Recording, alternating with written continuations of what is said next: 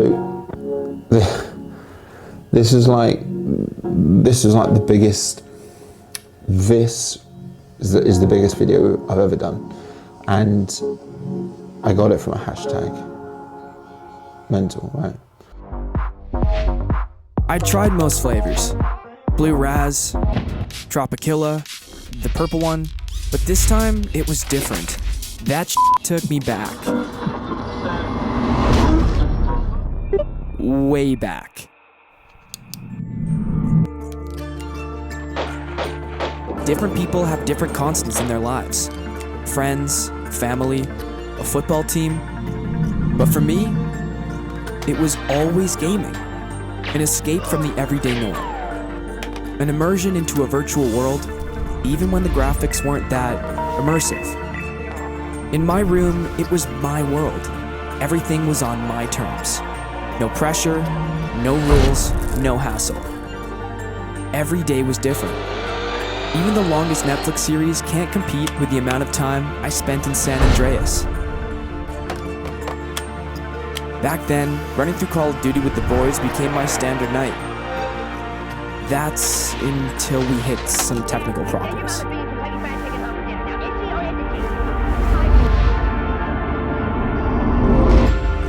But I wouldn't have changed it for the world. Games were our playground.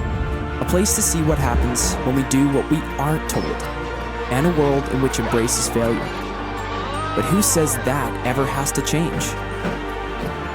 So that's my generation's story. What's yours?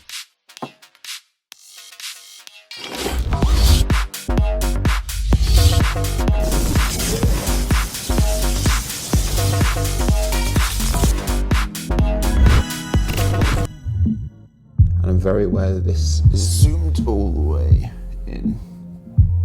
It was amazing to work on, like just unbelievable. I just wanted to go through some of the things that we did and some of the things I'm like particularly proud of in the video. Okay, this is like a story time. So it started with a hashtag. Basically, this guy I follow on Instagram said that you should use hashtags in your posts which are relevant to you and where you live. So I started using the hashtag Manchester Videographer. I used that hashtag.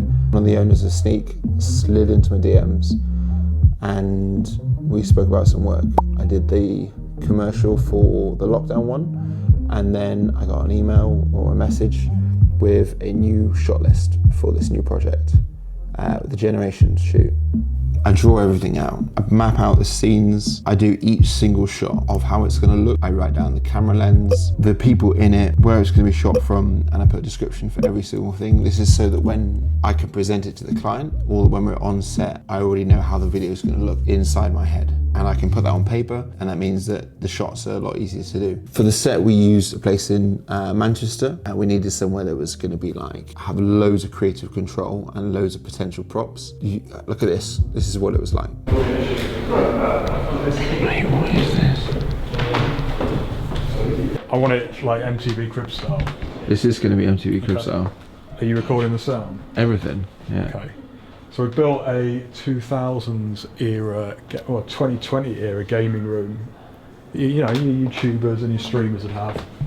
But we thought it'd be a nice touch to have the nostalgic references from his childhood. So his Xbox, his PlayStation, his SNES that he had to have inherited from an older brother. And we've got the gaming rig lent to us by one of the owners of this company. And that's so the desk is from IKEA, isn't it? IKEA desk, yeah, a bit of customising, little details to make it look a bit more kind of lived in. So the last thing you want is it to feel like a set. And then we've got 20 different remotes for all of our little LED lights. And we're about to rip this thing apart and turn it into a 2000s era bedroom, which is going to be cool. It's going to be more fun than this. And we've got a nice little tent roof that we had to build. We built the whole thing in a tent to give it a blackout so we could control the lighting here. So if you look at the outside of this, it's a terrifying massive scaffolding. But on the inside, it's nicer than my house. Yeah, so like rug purchase, cabinet, signs, that's a light behind. Yeah. Blinds between a gap in the wall. Yeah, fake window. Again, like if you look too closely, you can see the clamps and the brackets, but as you can see from that, we had to build everything. We put 4 walls, or like fake walls, next to each other, and then we actually put like a tarpaulin across the entire ceiling of this section to make it as dark as possible so we can control the light, because we're actually in an open mill. So that took a full day to build that out. The team were on the props and they bought everything. We had like Pokemon cards, we had Blink 182 posters, we had all of the age-related things. So we actually built a set for each age of the child. So this is his like the bedroom. We flipped a few things around from yesterday. We moved the bed to the back wall here. We're using this artificial light here to emulate a street light. It's got like various time-related pieces, so like Offspring, Jurassic Park, Thundercats. Bed here. This is where the boys can be sitting, so the scene will look like this. TV on the back, bookshelf, skateboard, clothes coming out of the wardrobe, or the dresser, some fan stuff. But yeah, it looks pretty cool. There's a really cool scene where he's going to be flipping through, like looking for the right game discs from his. And this was really important to try and tell that story of the child going gaming in those years.